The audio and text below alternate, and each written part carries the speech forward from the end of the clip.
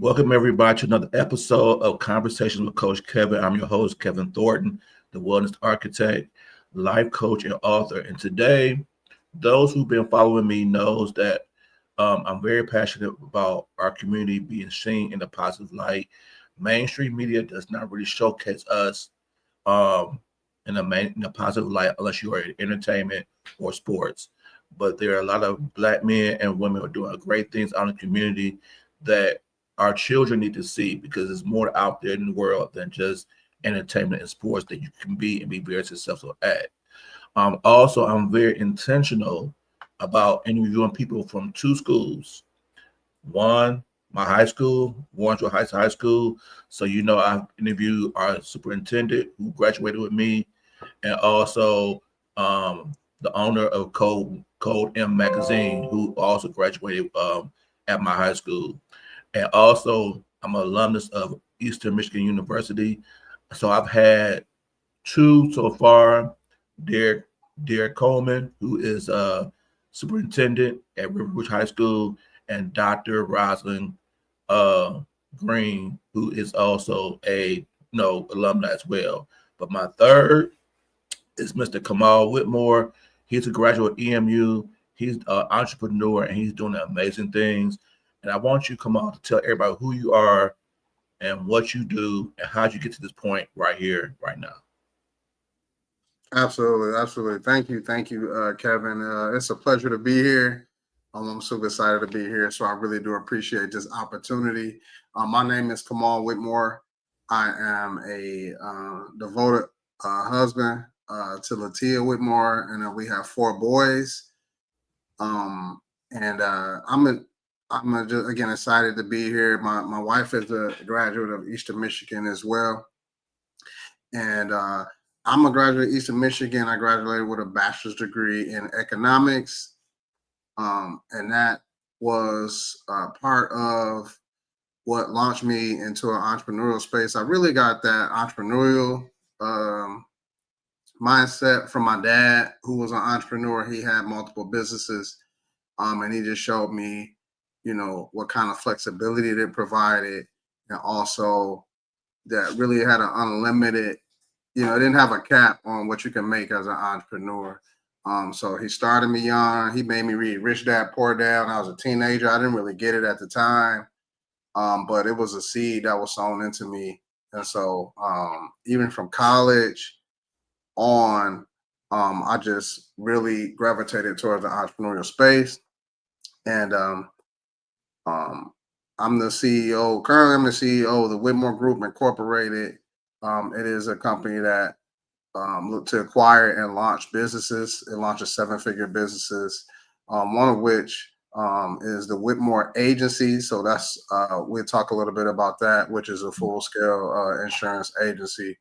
And so, been a full-time entrepreneur for about 6 years now, and it's important that not only I do things that, of course, bring you know. Goodness to my family, profit, what have you. But then I share this information with others because I think we're all stronger together. So again, thank you. Thank you for this opportunity, Kevin. Appreciate it. So let's start off with from a mindset of an entrepreneur. I also have my own life coaching business, but I had to reset a little bit due to COVID and not rebuild. So with that, you have to sometimes do something you really don't want to do, which is get a job as you rebuild. What do you tell people who are looking to start entrepreneurship or who are rebuilding into their business? What would you recommend to them?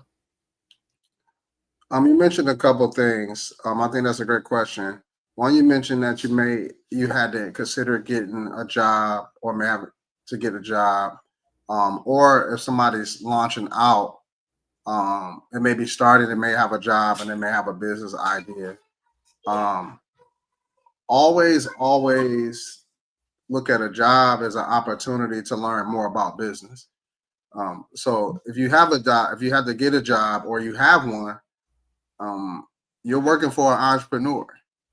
Mm-hmm. So that's somebody who took the risk, launched out, and to pursue their dream. And you're actually working for an entrepreneur. So when I was transitioning to my entrepreneurial journey, I had to change my mind about jobs. Instead of looking at a job as a burden that I had to go to because it was, and thinking about it like it's in the way of my dream, I looked at it as a paid internship where I get to learn from an entrepreneur about business, learn the nuances about business while I'm working. And you don't have to do anything special to do that, like at work, other than learn everything you can about the job you're doing, because you're actually learning entrepreneurship if you're becoming excellent at your job. And so when my mindset changed that way, then that made me and prepared me to be a successful entrepreneur. So I always encourage people, don't look at your job as a negative or in the way of your dream. Right. Look at it as a funding source to propel you to your dream. Absolutely. Because how your mindset play a big part of what comes to you. So even with my situation, it has allowed me to meet people who I probably never have met, who then now I can push coaching to them, or let them know what I do as a coach, and that has drawn me business that way as well. So you got to look at it for how can it benefit you as well, as not just giving you a paycheck as you try to build your business back up. So the Whitmore Agency, that's what I know you of and from the most. Life insurance. Why? Okay, so first of all, why do you feel life insurance is so important for us, especially as African Americans? A great question. Great question. So number one, what does life insurance do? You know, generally what it does is it provides funding if someone were to lose their life or pass away. And during the time that the family is grieving and they need to get their life in order, it protects, it can go from either just burying, the person who passed away all the way to, making sure you're able to pay your mortgage, car notes, so on and so forth, anything that the other person, was covering. And so it leaves that to the beneficiary. I think that's so important because a lot of people, one, they don't consider how much it costs to bury someone. Mm-hmm. And everything, I don't need to tell anybody who would be listening, everything, the price of everything is going up. Everything. Mm-hmm. Food, trips, and the cost of burying someone, taxes, all of that's going up. So there's an expense to having to bury someone. There's also ancillary expenses that we don't consider or think about. If you're a spouse and you have to bury one loved one, you're not going to be at work, so you could be missing. You could potentially be missing part of your paycheck um, to care for someone and take care of the affairs of someone who's passed away. Um, and so there's all these other expenses. There's travel. And then all the other bills. They never stop. If you have a mortgage, if you have a car note, you got gas, lights, all these other bills. They don't stop it. They don't call you and say, "Hey, did you have a tragedy in your family? We're gonna pause your payments for 3 months." They all want their money. And so if the other person if you were leaning on that other person's income as well, you were dependent on that and it's gone, it's not just the burial. Now you got to replace a whole nother income. Right. And so I think life insurance is so important because we want to make sure, and what it's designed for is for you to at least keep the lifestyle that you have now when another person leaves. So I think that's very important. We need to be educated on. Okay, and then also I've been seeing a lot on social media too, how some people use life insurance as a form of a bank, where they can like use it as a form to withdraw money from, for their own personal expenses during like uh for business, whatever like that. Can you explain that? And is it a certain type of life insurance you need to have in order to do that? Absolutely, absolutely. So, I just described what life insurance basically does. If you have that type of policy, a life policy, but there are more advanced policies, and different tools that you could utilize within your policy. One is living benefits, where the Mhm. policy can pay out while you're living. So, if you have a terminal illness or injury, that policy can pay out a certain percentage of that policy 75, 80, 90, even some to 100% of that policy while you're living so that you can get back to health. As far as starting your family bank or using it as your family bank, you hear different terms. You hear infinite banking. You hear a family bank. You got different terms that you have. And then there's different types of policies that you will hear. But a lot of them can just mean the same thing. It's just which carrier decided to call it a different name. Mhm. So one type of policy you'll hear is an IUL, that's Index Universal Life. Another type is a participating whole life. But they essentially respond the same way. So there are policies where a large portion of your premium is put towards cash accumulation, Mhm. and it's getting compound interest. And depending on which carrier you have, some up to as early as 5 business days, some you may have to wait a year or even longer, but you can have access to those funds. And having access to those funds, a lot of people use it to eliminate debt. And so if you take money, for example, if you have, let's say you have $5,000 and you had a credit card that you owe, MasterCard, and you pay that credit card off. Now you're out of debt. That's great. But that money is gone. It's gone to MasterCard. It's going to their bottom line, their business, and you don't have that 5,000 anymore. Where if you utilize the family bank, if you put that money into your policy and then you take the money out of the policy and pay MasterCard, MasterCard had their money and you still have $5,000 creating compounding interest for your bottom line, your retirement, or even another bill or debt that you may be able to pay off. And so it's an amazing tool for those who qualify, utilize as part of a financial strategy to create wealth in retirement. All right. So, as if I was to come to you and looking to get some life insurance after watching this show, which life insurance would you recommend to someone like myself? That's a great question. What we do is we do a financial analysis to see what your needs are, and then after we do that, we make we make the recommendation on what type of policy we think is best for you. It's like a doctor. If you went to your checkup to your doctor and you walked in and they said, "Okay, we got to cut your arm off," you would say, "Wait a minute, you didn't even diagnose me. You didn't even see like what's going on with me. I'm just coughing." And so we have to look at your financial situation to see what's best for you. There's plenty of policies we could recommend, but every policy is not for everybody. And so we go through the financial analysis, and then after that, we are able to determine which policy, and which financial tools is best for your current situation. Are you looking for money right away? Are you looking for money 5 years from now? Are you, saving for retirement? Are you looking for, looking for a tax-free retirement? Do you have funds sitting somewhere that you want to put to use? So there's a lot of things we would ask before we determine what's best for you. And what we do is anything somebody's doing, we don't subtract from what they're already doing. If we find something that we know could help from our recommendations, that's what we recommend. Okay. Let's pivot to your passion to really see us as a community be at our best. Not just that's overall spiritual best, uh, financial best, as just not just individual, but as a community. What made you be so passionate about that? That's a great question. And I have so many pivot points that I could talk about.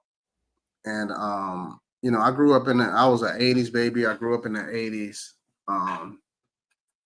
Saw what drugs can do to a community. I grew up in my adolescent years I was in Inkster, Michigan. Shout out to Inkster. They call it Inktown. And then as a teenager, I moved to Romulus, Michigan. But in Inkster, I really saw what poverty could do to a community. how it destroys families, how it, you know, it has so many drawbacks, that I'm sure we're familiar with. Because if it didn't impact us, we know somebody who were impacted, right? Right. So I saw that firsthand, and I don't know why God gave me like I always say the light turned on for me early. Like I had these dreams and these visions when I was 5 years old, and I think I was motivated by Annie. I watched the movie Annie, and I saw Daddy Warbucks. He had this big house, and and I just wanted to have a big house for my family. You could ask my family, and they could tell you when I was 5 years old, these were the things I was talking about. For some reason, I thought it would be important to have a house big enough that family members could stay there, not just your immediate family. And so I was motivated to do things like that. Um, I saw the differences in education for people who had resources and families who didn't have resources, and what was available to them depending on the resources. I mean, you can look at school systems. The systems with resources, the tax dollars, how property taxes go towards the school systems, which means if the property taxes is higher, that means the school system get more resources. So you can have a kid in one district just as smart as another, but the resources is not the same. Absolutely. And so that could create, variations in what people perceive as who is the better candidate for jobs. It's so much that goes into it. And I was like, you know what I want to do is I want to create resources so that people can create resources for their family, because I'm big on family, that we can work together, that we can own our own communities, and we can give forward. I know people like to say give back, give forward to the children because they're the future. Give forward to them, give them resources so they can match resources with other communities so that they're not at a disadvantage. Because even in those tough situations that I saw with the drugs and all that, it was geniuses there. I was seeing them. I mean, very smart individuals, intellectually, in terms of music, art. It was geniuses there, but maybe they just didn't have the opportunity that somebody else had. And I wanted to try to help fix that with my little light of mine. I'm gonna let it shine. So, I heard we was on a phone call together this week. So those of you who will see this video, we were in the midst of a phone call preparing for some stuff for our alumni for the summertime, but also as we prepare for homecoming that's going to be this weekend. And one of the things that you said is, for us, as we try to build our membership with alumni down here in Atlanta, is us doing things to fellowship with a purpose. It's cool to hang out, have some drinks, stuff like that, but let's have some drinks and hang out, but also talk about some things that we could do as a community to help us out, so we all can win, whether as talk about some stocks, talk about investments into businesses, stuff like that, or how can we support each other in your own individual businesses, right? And when you said that, that radiated with me because I think that's something we really need to learn how to do more of. It's cool to party, but let's also party with a purpose. I think a lot of us down here, especially in Atlanta, we all either have a business that we're taking, we're doing. You're full fledged in the business. We got people who have nonprofits that we all, and this all of us that I'm speaking on, that we all went to school together, right? But when all of Right. us don't know what the other person is doing unless you somebody like me who's part of the membership community who knows these people individually, right? So we need to try to do something where, like you said, to let's get together, party with a purpose. So then also, how can we help KP's nonprofit? How can we help Charles Sharper's nonprofit, right? How can y'all help my, coaching business or my t-shirt line? Whatever we need to do, how can we help each other so we all can grow and come together? But also, how can we all think about how can we make some investments together as a collective so we all can win? Why, when you said that resonated with me, and why is that so important to you? when you're an entrepreneur, entrepreneur has no color, right? So when you're in business, you meet people of all different, races, creeds, everything. And you get to see how other communities do business. And when I see other communities, I see very intentional networking. Very intentional. Like you said, I love to kick back, have a good time, barbecue, watch the game. I love that stuff. But I think it's equally as important when we breaking bread to make sure we are networking with a purpose. Because a lot of the things you mentioned, you have books, you have a life coaching business. We have people in our network who have, like you mentioned, nonprofits. It's a person in our network who we have the same business partner, but I didn't even know this person yet. Like I had met this person, and it kind of went backdoor how we found out that when we had passed the numbers around, we already had each other's information, and so we have to be intentional because I heard a word, and it's a word. It's not uncommon, but I just kept hearing it resonate. It was, and I think it was 2024. I heard Master P doing a talk that he was saying the key to wealth is partnerships. And I heard Magic Johnson doing a speech, another successful businessman. Shout out to Master P. Shout out to Magic Johnson, very successful businessman. I heard Magic Johnson doing a speech. He said the key is partnerships. And my mentor, his name is Lloyd Ward. My mentor, my business mentor, he talks about walking in unity. In other words, partnerships. And so I think it's so important that we partner so that we build, because there's an exponential growth when we build that way. And then that allows us to reinvest into ourselves, reinvest into our family, reinvest into our neighborhood, our communities. It's just a compounding effect. And there won't be any, there's no going to be no political thing that happens that causes us to do that. There won't be any grant or funding or reparations that's going to cause us to do that. But our community represents a trillion plus dollars in resources that's documented. So we have the resources. We just have to determine how we want to connect them and how we want to network together. So that's very important to me to try to push the envelope on that. I like that. And that's something I think maybe you and I could take the lead on when it comes down to us as alumni down here in Atlanta to try to make that happen.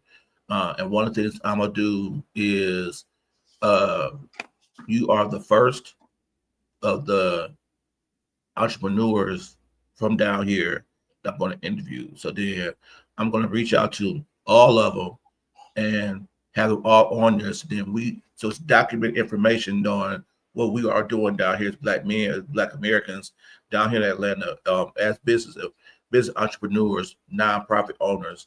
And so then therefore we could then from there try to network with each other, see how can we all help each other grow and become better. So that's my goal and what I offer to do. So, I want to stay connected with you to figure out how can we together make this happen. Because what you said is very passionate to me. Because in order for us to have the respect that we deserve, we gotta be able to come together as one in partnership with each other as one, and get that money that we are giving to everybody else, get it to us because we gonna know how to do the right thing for us than they can, and they will. You see what I'm saying? Absolutely. So what other businesses do you have outside of the life insurance that's the one I know you most of? Sure. So the Whitmore Group, that's my corporation, and we look at business opportunities, whether it's startup or acquisitions. Mm-hmm. And so there's a lot of ways you can grow finances just in that space. So that's a business model. I'm in the logistics industry. I was really involved with I had a partnership with Amazon, but I chose to pivot away from that recently, because there's a bigger opportunity on the table, and I wanted to get the handcuffs off. Okay. Yeah, so there's a bigger opportunity with logistics. It's a global opportunity, and it's a lot I can't say now, but I'll be able to share some big news pretty soon. Okay. And but yeah, it's logistics, um bringing Africa Fresh, agriculture to the U.S. and to the rest of the world. So I'm excited about that. And that's gonna be a really big deal. Um, and I do some coaching as well. I do some consulting as far as helping people launch businesses and different things like that. I don't push it so much as a business, but it is available to those who are interested. And my wife, Latia, she was Latia Wilson at Eastern. She's Latia Whitmore now. She's a real estate agent, so I assist her with her business. I do some of the ancillary background work for her business as well as a real estate agent. And so I also have franchise consulting background as far as quick serve restaurants. So you'll see those opportunities as well. I have a large deal on the table with that as well. So I just believe that we should take the opportunities. One, they have to fit who we are, right? They have to fit Right. who we are. But if they fit who you are and your core values, we should look at every opportunity on the table. I remember the movie Blind Side. I don't know if you got to see that movie, but you know, in the movie, this family takes in this kid because they want to give him a chance. They feel like he has potential. But one of my favorite parts of the movie was the reason why they was able to do that because the father of the family owned 88 restaurants. This is a true story. How many people could we help if we own 88 restaurants? Right. 188, 588, because there's really no limit for us. And so, yeah, those are some of the business opportunities I'm involved in. More to come. I'm a serial entrepreneur. So, just to hearing that, and that, you have your wife who's doing real estate, you doing all that you do, even as, a coach, I wish I would have known that sooner because, I could have aligned with you, as I'm rebuilding my coaching business, and you could be my business coach, and because I didn't know that. And so that would have been right. something, because, I always felt that this kindred spirit with you because I know you're a spiritual dude for one. That's for one that connects me to you.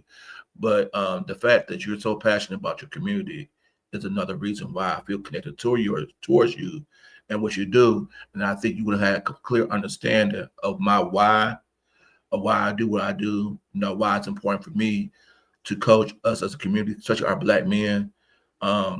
The why I created the T-shirt that I did because it would be all in alignment with you. So it's funny that you said that you was actually could be a business coach or consultant. Because if I would have known that maybe a year ago, I probably would connect with you sooner. Yeah. But that's the stuff that we all need to know because if we just go to the picnics, those type of conversations don't always pick up. So we didn't know. I'm learning a lot more about you today than I've known since the few times we all hung out together. And so that's the best, that's the whole purpose of us doing this. So then that way I could then share your information to other people who might be building a business, who might need a coach or consultant or whatever, or someone who's looking for a house. I can send them to your wife or whatever situation like that. We can't do these type of things if we don't know. And let's go back to what you're saying, party with a purpose. So then we all come out fellowship, but then let's all discuss what we're doing within the community. How can we all help each other in that realm? And so this is a pure reason why this is very important to me and to you. Spiritually, how has your spirituality kept you connected through the highs and lows of being an entrepreneur? And you mentioned that, so I'm glad you asked. My faith is everything. Um, um, I know people believe different things. I don't have no problem saying, I believe in my Lord and Savior Jesus Christ. And why that's so important to me is because a little people don't understand this sometimes in our faith, but I get my business principles from the Bible. Mhm. Um, and so it's so important that we understand that as much it is as a spiritual book, it teaches you very succinct business principles. And so the reason why networking is so important is because I understand that biblically, that's where that came from. The networking came from the Bible, and it talks about that in the Bible when you read it. And and for the and as an entrepreneur, you're gonna experience highs and lows. We talked about the job earlier. The job gonna give you 20 an hour, or 15 or 35. They're gonna give you that, whether you're doing amazing or whether you're sneaking and sleeping in the break room. Right. Right. But with entrepreneurship, there is ebbs and flows. There's companies that do well when the market is up. There's companies, and then when the market go down, they do bad. There's companies that do well when there's a recession. Mm-hmm. And then when people have more money, they don't do as well. And so you have these ebbs and flows in your business. You need to have a faith foundation, because faith is what? The substance of things hoped for and the evidence of things not seen. If you do not have faith, point blank, you will not survive as an entrepreneur, because faith has to see it in your mind's eye before it comes to pass. Mm-hmm. So you start, everybody starts with 0 customers. So if you can't see that first customer, you will never launch out as an entrepreneur. You can't see the 10th customer, the 50th one. So my faith is the foundation of all that I do. And it helps me to be guided by ethics, take care of my customers. When the Bible says, love your neighbor as yourself. So I wouldn't cheat myself. I wouldn't give a half-hearted effort to myself. I wouldn't be a great customer. I wouldn't get great customer service.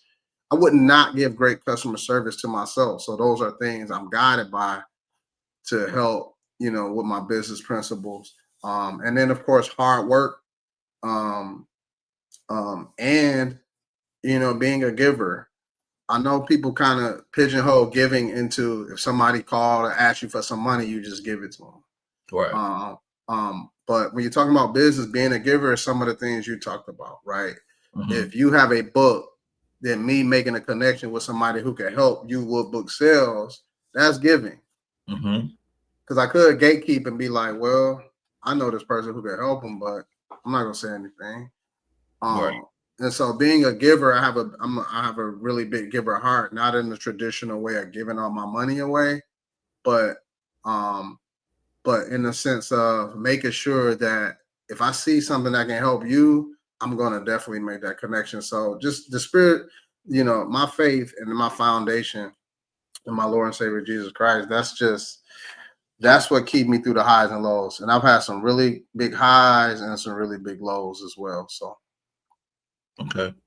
I like that. I think that's something that is not a lot discussed. You hear everybody say, I want to be entrepreneur, but they don't understand that there's highs and lows to everything. Some days, some weeks, I have 10 clients. And then once the sessions are over with, I might be down to one. And because depending on, like I said, depending on the market, job situation, people might have got the extra money to do the coaching, and then now because of the recession and how all the prices are increased, they might not have it. And so now you got to try to pivot and say, wow, this is low. Let me push this. Let me push the t-shirts. That could be passive income that constantly comes. So let me try to network that and see people to help me put that out there. So it's not that, like you said, it's not that you don't forget the faith. that the faith secures you. Yeah. Then then he speaks to you, say, okay, well, Kevin, as you're repivoting your focus on your coaching, I want you to start pushing this, because he don't want you to give up on the purpose, because this he put it on your spirit to do that and to be that, because he know you are the great vessel that he needs to do the job. He chose Absolutely. he chose you to be the guy for life insurance and all things that you're doing, because you are the perfect vessel to teach that. You're gonna be honest and true That's good. of what you're gonna offer these people, and not try to take it for their money, but also teach them how to use it to come up with that at the same time. He also uses you as a vessel, because he knows if I give Kamal all these blessings, he's going to want to take these blessings and help other people become blessed as well. That's what it's all about. And so, we can't give up, because that's part of your assignment. What you're doing and how you being is part of your assignment. Same with me. So I just wanted to hear that, because I know we talk a lot about it outside of this, but Yeah. I thought it was important that you discussed it on air, because I think people need to understand, first thing you need to do is get a great solid foundation spiritually before you start going out there trying to be an entrepreneur, because you're going to have the highs and the lows. You're going to get the disappointments, because you're going to feel like so and so should have supported me, but they didn't. You know, They're not gonna support, right? they're not going to support. And They're that's going not to be not that's the going beginning. you're going to love them anyway. And you just Yeah. got to understand, a lot of times the people you expect to support you is not going to do it, and that's okay. You just got to figure out. You got to figure out who your tribe is and go from there. So, what's next for you? What's next? So I'm working on a big project. I alluded to it. I'm working on a big project. It's of global impact. Mm-hmm. And I would like to be able to share more. But I can't share a whole lot. I will say this though. One of our partners, they are sourcing cashew nuts out of Africa for the benefit of Africa. Mm-hmm. So Africa is benefiting on the ground. A lot of people don't know that 60% of the world's cashews come from Africa. A lot of people don't know that. And so there's people who are very strategic in making sure that Africa benefits from some of the agriculture that they provide to the world. I have a unique role with that. I'll be able to share more, but I can share the website if anybody was interested. It's beyondthenut.com, Mm-hmm. beyondthenut.com. And you can order cashews, you can order cashew butter, cashew honey, cashew flour. And it's all sourced directly from, Africa. And I have a promo code. It is oh man, I gotta look it up. It's slipping my mind. But if anybody was interested, I can make sure they get the promo code. You would get 5% off. Okay. And Send it to me when you remember. Yeah. Send it to me, and then I'll put it in the descriptions in the captions below. Okay. Hold on, my assistant. Okay, it's my first name, Kamal number 5. So it's Kamal Okay. number 5. You get 5% off. This is so important because I'm telling you, this is literally what we're talking about. We're talking about building together. I don't have to try to cannibalize your business for me to be successful. I want you to be successful, right, Kevin? And so we're building communities, in countries where we're doing the different things like that. So that's part of what I'm doing with logistics. I'm going to continually teach people in the financial literacy, helping people utilize life insurance, to create wealth and retirement and generational wealth for themselves. Um, and that, that's what's coming down the pipeline pretty soon. Just, the financial literacy, the education, and logistically helping communities that normally wouldn't get credit for the things that they do, help them receive the credit that they deserve on the world markets.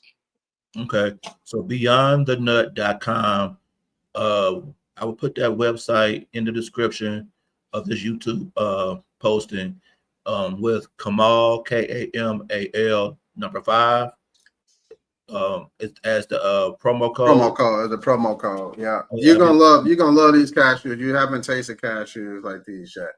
all right. A lot of cashews that hit our shores in the US, use a street term. They've been stepped on by other different countries who bought them from Africa, took the credit for it, did different things to it, then sent it to us. And so there's a movement where, Africa is starting to get the credit for the things that they provide to the world. And so I'm just excited to be a part of it. I'll be able to share more in the near future. Okay, when you're ready to share more, let me know, and I'll have you come back on for sure.